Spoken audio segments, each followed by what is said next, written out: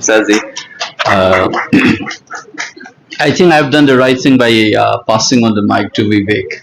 Yeah, otherwise, I think this is not intentional, but it's good. I've given. We're together in the same center. We're teaching. I should remember that. First of all, thank you so much. I think this is my first engagement in the campus after I got elected to the Lok Sabha.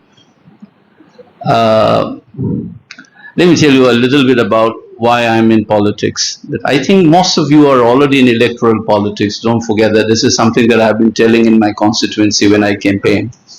Because people say that they are going to lose an academic and intellectuals, as they say, who's very vocal on social political issues. You're going to join the dirty water of politics and we're going to lose. That's the kind of sadness that many people have talked about me, both inside the campus as well as outside, my well-wishers, not only from Manipur, from outside. But some people say that people like you must come into what we call it politics. So I said that electoral politics, we all partake as the voter. There are persons who contest elections as candidates, and some people vote for it. So by definition, we are all partaking in electoral politics. That's something that I want to clarify. And two, the way I understand politics, I mean, those of you from political science will understand this. If you look in Aristotelian sense of the word, it is a normative aspect of our existence. This is the very logos of our existence. There is something that we all strive for, what ought to be, what is a good life, what should constitute a good life.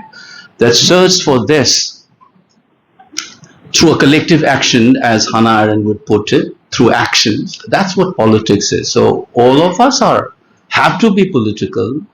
If you completely depoliticize yourself, you're back to bare life.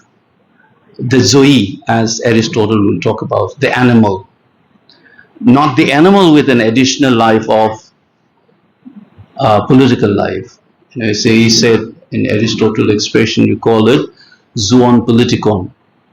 The political animal. So you don't become political animal. I think that's the fear that people like Hannah Arendt have been arguing, that the moment we depoliticize ourselves, there is a rise of the social in her classic work called The Human Condition.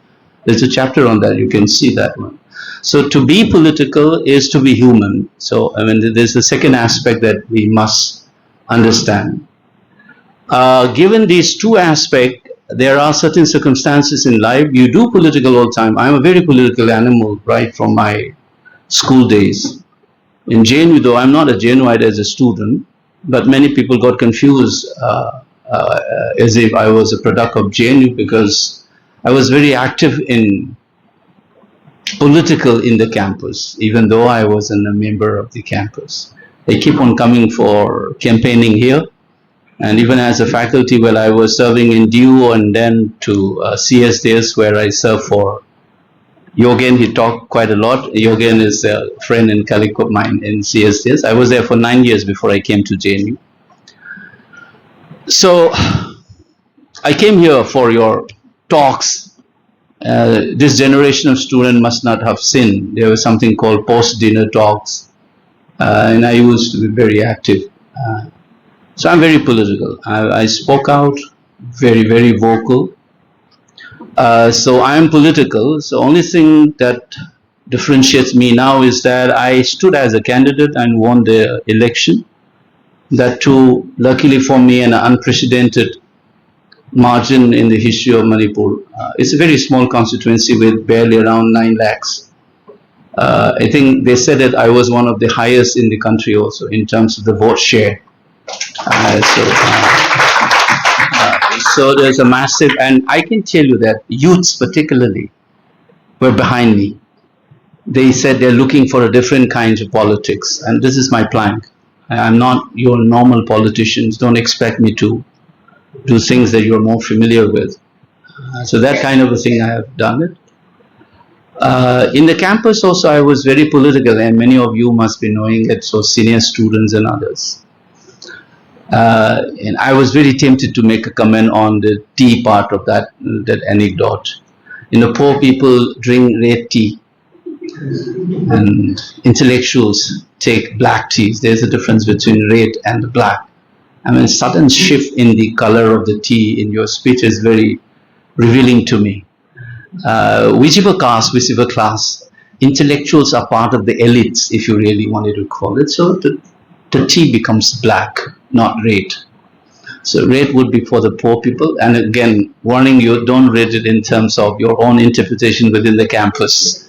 The downtrodden and blah, blah, blah is red kind of thing. I'm not reading it in that sense.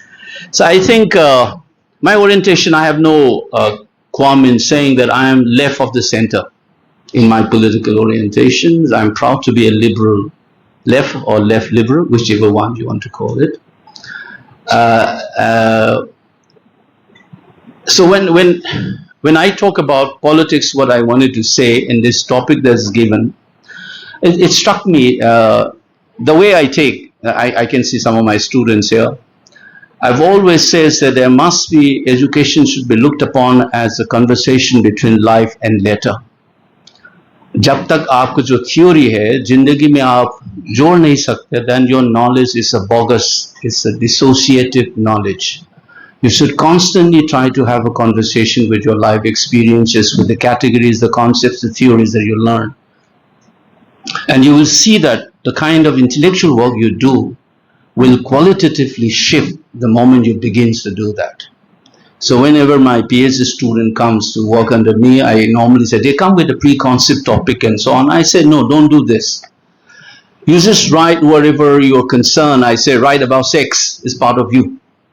Write anything, your discomfort, excitement about that. And second, I said, your gender identity. Write anything about that. Then I said about your social identity. It could be caste, it could be, then ultimately write something about being an Indian. And ultimately try to write what is to be a human being. And what are your concerns, right? I give them around about 1 month. Go on, write. I said, these are called trying to be in touch with yourself. All the research topic that you will be formulating will not fall outside of these concerns. The job as an academic we do is that how these concerns are repackaged in intellectual terms, and then we investigate the issues. That is to have a non-alienating experience of doing research. Otherwise, your teacher deciding your topic and a fashionable thing that you get to hear, this is exactly what Marx was describing as alienation of the lever. You get alienated from your own lever as well as product of your lever. You will not be able to own up your PhD. If you do this kind of an existentially rooted work, then you will think that your PhD is unique. There's nothing like your PhD, even if it works on the same topic by another person. There will be a personal flavor to the work. And that's the kind of a work that you do it. Okay, so I think Professor Tulsi Ram's approach, as Prasad was saying it, is exactly that kind of an orientation. This is something in US in the 60s, they called it humanistic pedagogy. You have Paul Ferrera's take on education, the pedagogy of the oppressed. These are something that I keep on sharing with my students. And some of you, if you're familiar with Western songs, there is a lovely video which I interpret and dissect in the classroom called Another Brick in the Wall. It's a lovely, you can actually decipher that 4 or 5 minutes long music video using Roland Barthes' idea about visual as a text, and then you can read it and what does education mean. All the books that you read about Paulo Ferreira and all of them comes in there. Okay, so that's one part that I like to place in front of you why I'm speaking. I'm still a teacher, by the way. Yeah. And it's my primary identity. It's in my bone marrow. And thankfully, because of new rules, I can continue teaching in the campus despite being a MP. That's also a new development. So I'll be still teaching, though my workload will be adjusted. Okay, so let me say a little briefly about Dalit politics and so on. This is something, very honestly speaking, I wasn't aware of Dalit's concern. It was around 25 years back I became aware the day I joined CSTS, that's the time I began to sense what is this Dalit question is. I was aware of Hindu-Muslim issues, and I was very passionately involved with the issues of India's Northeast, particularly the question of race. I have been raising these questions, and the understanding that I've achieved through my conversations, my reading, and my listening to people, I try to look from my own vantage point, and I try to formulate this. I think the first publication came in 2006. I wrote a piece where I said Dalit's experience can be described as, I borrowed this expression from Giorgio Agamben, a well-known Italian thinker. And I says Dalit's experience is exclusion by inclusion. They are included precisely because they are included. In the case of the Northeast, it's thus the reverse. It is inclusion by exclusion. This is through a process of exclusion, only the Northeast could be reclaimed as a part of India.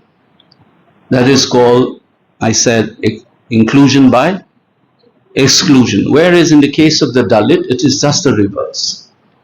It is exclusion by inclusion. It is the facticity of being included in the social more or the social fabric of this place. You're being excluded. And that is, I sense that that's why Baba Sahib Ambedkar was trying to move out of that inclusion and his search for conversion. I see it as an attempt to move out of that particular inclusion which makes them experience these exclusion experiences. So that is the way I see in my understanding, a comparative understanding. And as Durkheim would often remind you, the best way to understand certain things is through a comparative method and see how often you can check it. And my former colleague Dipankar Gupta once told me that, Bimol, you have worked too much on the Northeast, just try to move to Maharashtra where you have some experience also, try to work there. And then you will see, I think it is a very constructive suggestion that you move out of that one and try to see the other's experience. This has a theoretical as well as an existential concern, which Vivek has been arguing it. And for me, it's not a completely settled issues. I've seen this in feminists. Can men be a feminist? Can I speak for women? Can I speak for a Dalit? Even though I am not a Dalit, even though I am not a woman, is it possible for me to speak for them? So this is an ontological issue as well as epistemic. It is a heated debate, you know, the issues around standpoint epistemology and social sciences. But some people say you may speak for them, but you can definitely speak for them. But your voice will not be the voice of. So there's a difference between of versus from. But then again, it invites a problem that how do we achieve intersubjectivity to coexist? If there is no possibility of me having this capacity for empathy or whoever calls it firstahan to get into the shoes of the other. I mean, as famously says, for instance, you don't have to be Caesar in order to understand Caesar, is one of his famous lines. So these are some of the things that you as students and existentially you keep on thinking about it. And when I relate with my tribal brothers and sisters in back home, and they looked upon me as a non-tribal. Interestingly, these categories in themselves are very interesting again, because my community is now demanding for inclusion in the ST. And so what constitute ST and what not ST is a very interesting way. A lot of debates around that. I can see how certain colonial baggages are still implicated the moment you're trying to define yourself in this. So these are interesting epistemic intellectuals, but deeply connected to my existential frame, which I have been engaging as an academic for more than 20-25 years of my life. Now, the other aspects of the issue that I want to clarify when we think about Dalit politics, besides these epistemic issues and so on, is the context of the politics. Here I would like to frame in terms of not two different kinds, but like as Judith Butler would suggest, that gender is a spectrum. There's a continuum in that one. It's not two different kinds. So if you really look at that in a fascist on one end and the liberals on the other end, You can see this is a spectrum. So there is a political context marked by these two spectrum. And I think the politics that we do will differ depending on what is the context within which we are doing our politics. So if it is a fascist, you must understand that they are extremely reliant on state. It is to use state to implement their projects by utilizing the disciplinary power of the state. And in that process, in their model, more often than not, there is a hegemonic homogenizing tendency, and what is considered to be infirmities as well as the other becomes the they become the site where the violence has been perpetrated. Look at eugenics science that appeared in Europe and how it converted fascists in Italy as well as Nazis in Germany, and how they treated homosexuals, the differently able people, how they look at women as nothing but a child-producing machine, and so on. So all these things are part of the fascist projects. Within this, Dalit or any other marginalized group will experience certain kind of different forms of politics that you encounter. Unlike that, if I give you the other spectrum of liberal, where the right of the individuals, then you have a derivative right from there called a group differentiated rights and group right and so on. And there you might find a very different kind of a politics to engage with. They are more accommodative in one sense or the other. I'm not counting the libertarian or the anarchists, like Karl Hass's well-known essay, which incidentally appeared in the Playboys in March edition of 1969, The Death of Politics. That kind of a libertarian or an anarchist position, I'm not talking about it, that by far they are at the margin of the real politics. But broadly speaking, we have this spectrum from fascist to liberal projects. And I think we need to realize how the Dalit politics is being carried out.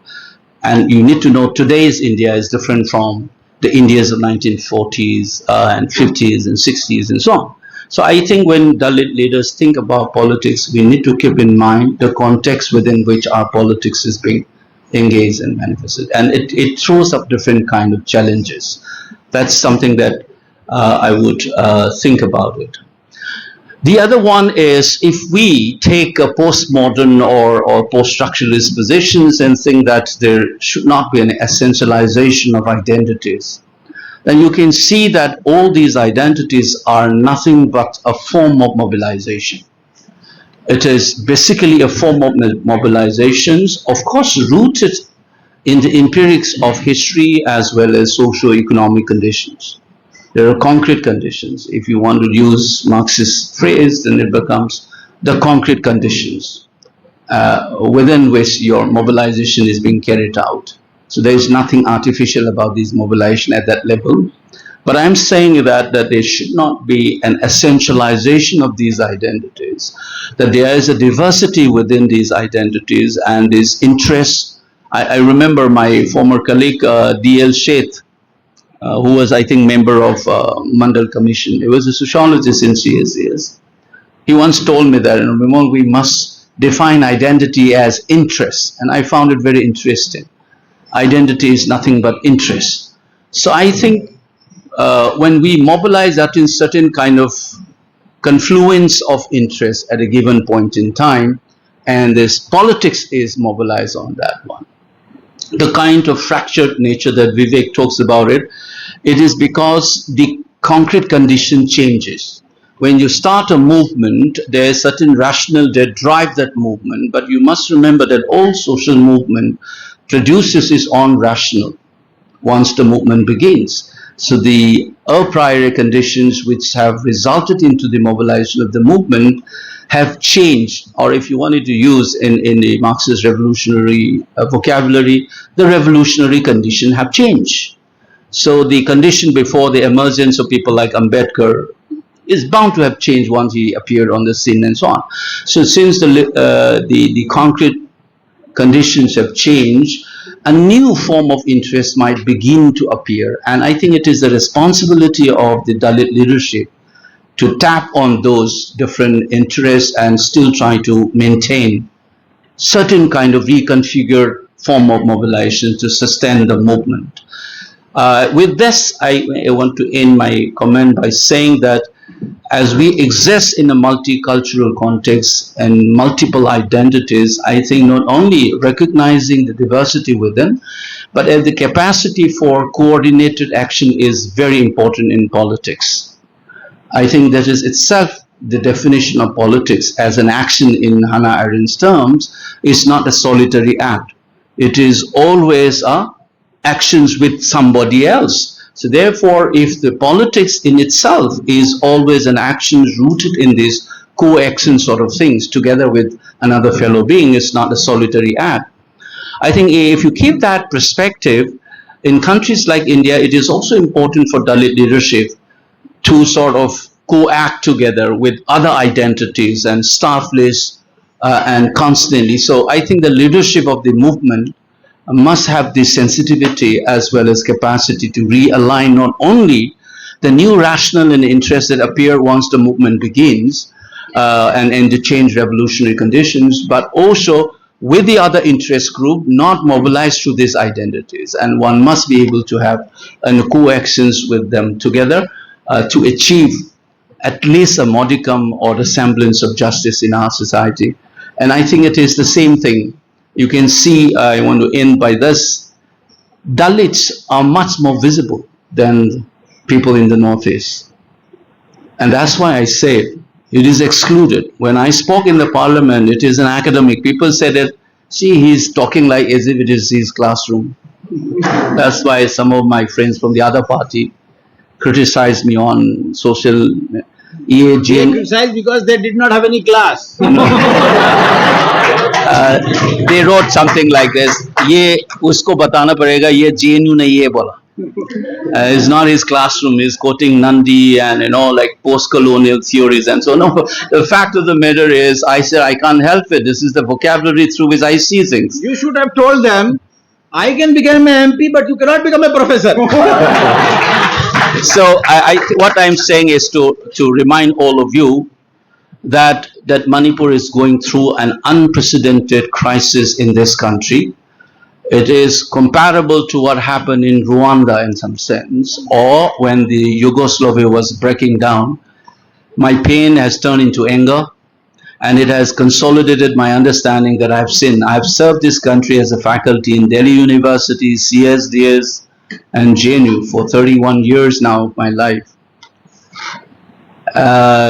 My family members have said if blood get President's Award and so on. But I know that I've said once, it is quite okay for post-colonial theorists like Partho Chatterjee and Nandi to say that India was born in 1947 and it came to this idea of nation state, came to this part of the world riding piggyback on Western colonialism and all. But the moment a guy like me with this eye and this nose speaks, it becomes a question of national loyalty. You understand this? This is something that I have been facing now that I am a member of Parliament. And I said this often in your JNU campus, post-dinner talk or political campaign. Some of you are old enough to be here, still hanging out. You will understand I have used this word. Just as the proof of loyalty lies with the wife under a sexuality defined under patriarchal lens and institutions built upon those ideas, the burden of proving loyalty lies with the woman, not with the man. In a similar sense, a nationalism which has been articulated, an institution being built on the so-called national mainstream, the proof of loyalty, the burden of loyalty lies with the other. And the Northeast Indian people are one of those things. And the fact that despite 60,000 people are linguistic in relic camp, unprecedented, bureaucracy is splitted, police is splitted, Indian armed forces have been accused of siding one group or the other, and yet the Indian state remains a mute spectator and allows this violence can only come from what I have begun, which is inclusion by exclusion. You are fundamentally excluded, and that's why you don't feel. And I did ask a journalist, national within quote, He asked me, why is that Prime Minister is quiet? What do you think? I turned the question, I said, just listen, if this crisis had happened in the so-called heart of the nation like Madhya Pradesh, Bihar or UP, do you think the rest of the country or the government of India would allow it to go on like this? And he shook his head like that. I said, you must answer your question yourself. And this is 75 years, within which 31 years of my life as an academic professional, another decade as a student outside my home state. I have experienced, and it continues to be the same. So you think that Dalits have suffered for centuries. A living example that you should, this is where I said capacity for empathy.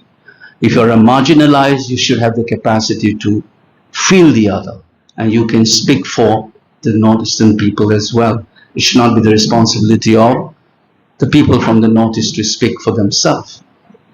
Women, we must speak for them. And similarly, I as a person from that part of the world, so practically I have stayed more than half of my life outside my home state. So I think in real politics should be rooted in the fundamental quality of human empathy and the courage and the conviction to stand up for one's own right. And that should guide all kinds of politics, including Dalit politics. Thank you. Thank you so much. Just put off. Thank you. You know, and just going back to the caste issues, the little that I know is that there is one thing that we must keep, just as I said, that the context within which we do politics. I was trying to give you a framework by looking at kind of a spectrum from liberalism to fascism. What kind of a political context within which you conduct your politics is very crucial, because that throws up different kind of challenges. So another aspect that we need to look at is the relationship between state and society. It's very crucial that, you know, and what are the historicity of these moments when this relationship between society and, state changes. If you look back in Annihilation of Caste by Ambedkar, for example, and you can see in his utterances on that, when he was pressed to what is his preference, whether he preferred political transformation over social transformation or social transformation over political transformation, he clearly says that he is looking for social transformation. He is not looking for political transformation. Ultimate goal is social transformation. Now here is the challenge. Why did I say that there is a relationship between the state and society? How do you see that? In third world countries like ours, the state is positioned as the prime mover of change, which is not the case in European structures now, in the Western countries.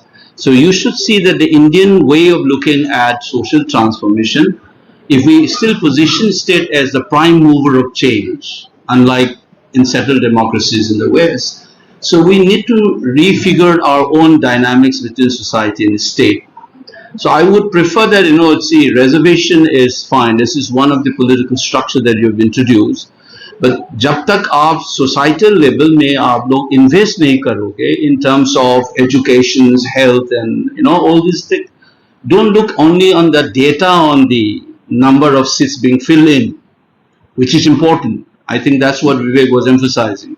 Rather than having a false normative judgment on the Dalit community, it's preferable for us to look at the concrete analysis of the concrete condition.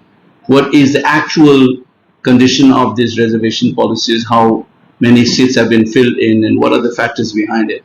So along with that, we need to look at very critically the kind of investment that we do on education and health. Such committee has thrown up some issues on this. If you look at where the concentration of Muslims are located, this kind of investment is lesser. You see, so you are depriving at the level of society at one level.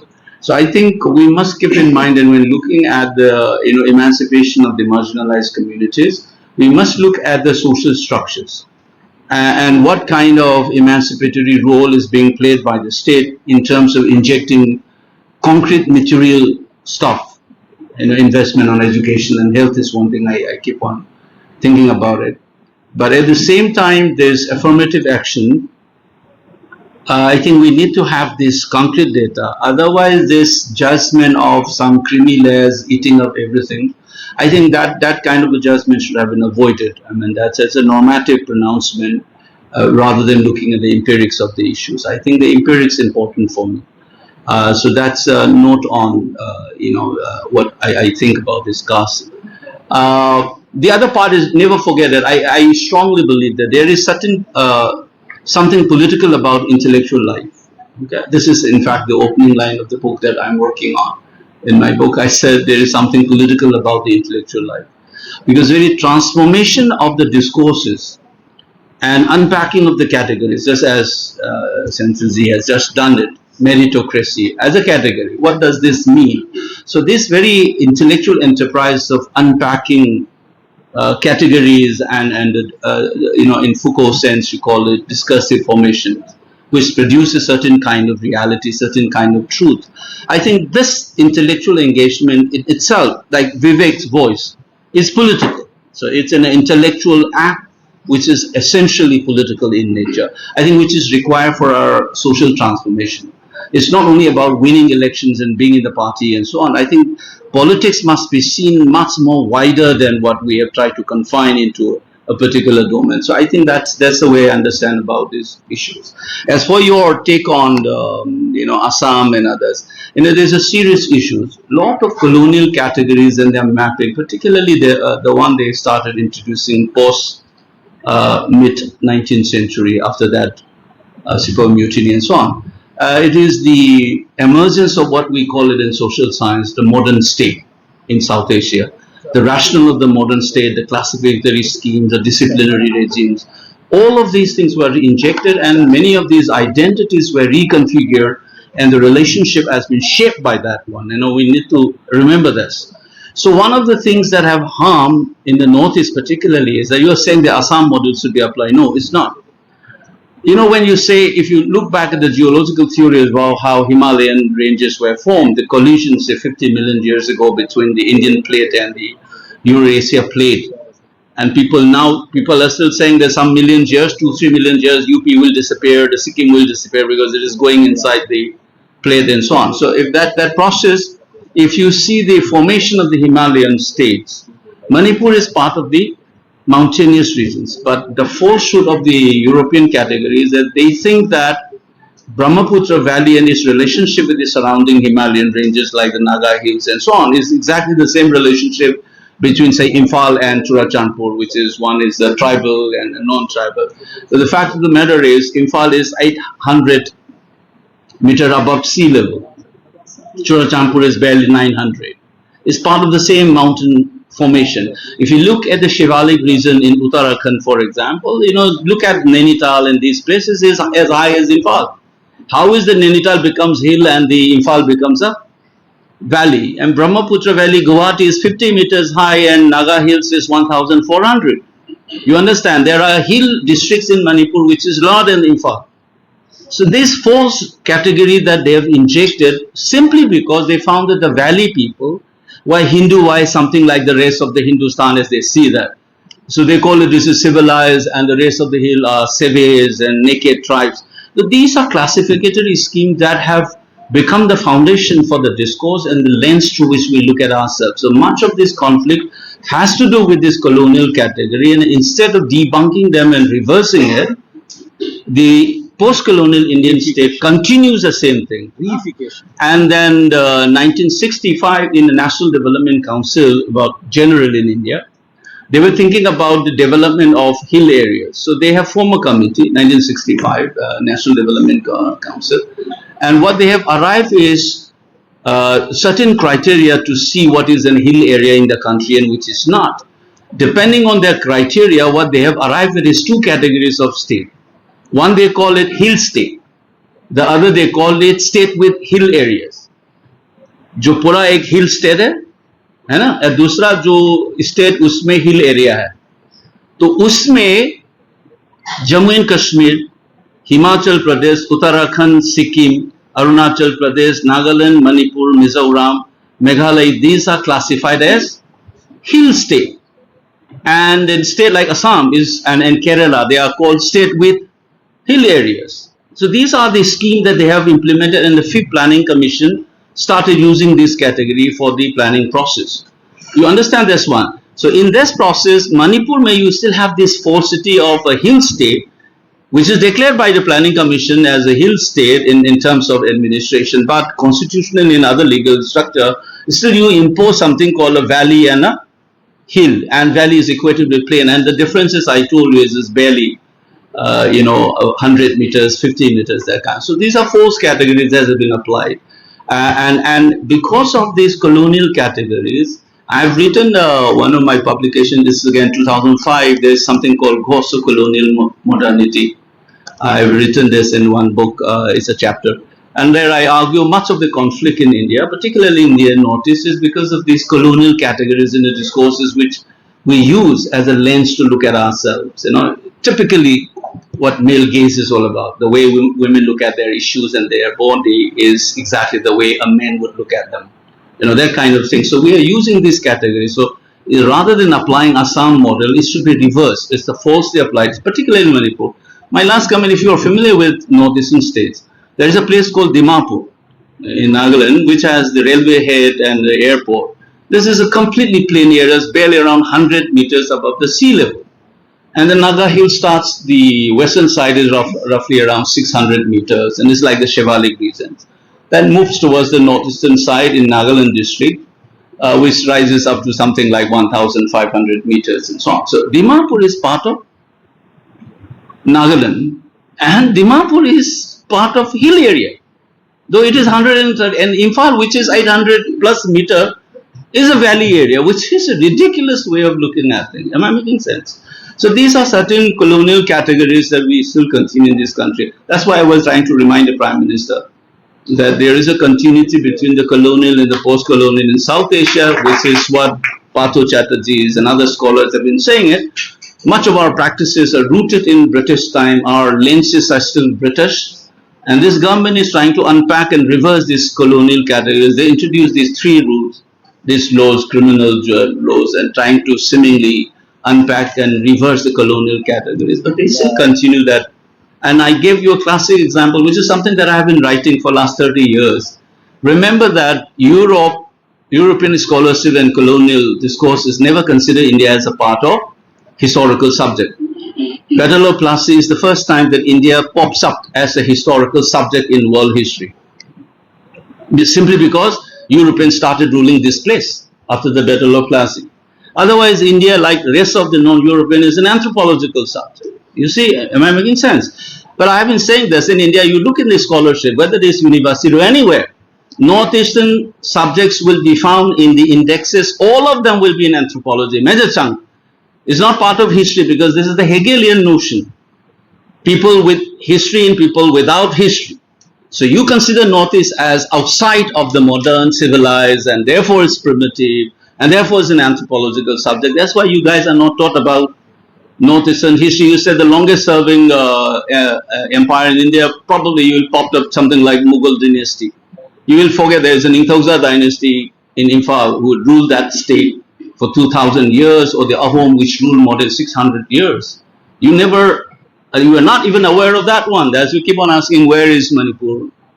But I'm telling you, as a student, I've seen, I asked one of my friends, he said, where are you from? I said, it was in Pune, 1980s.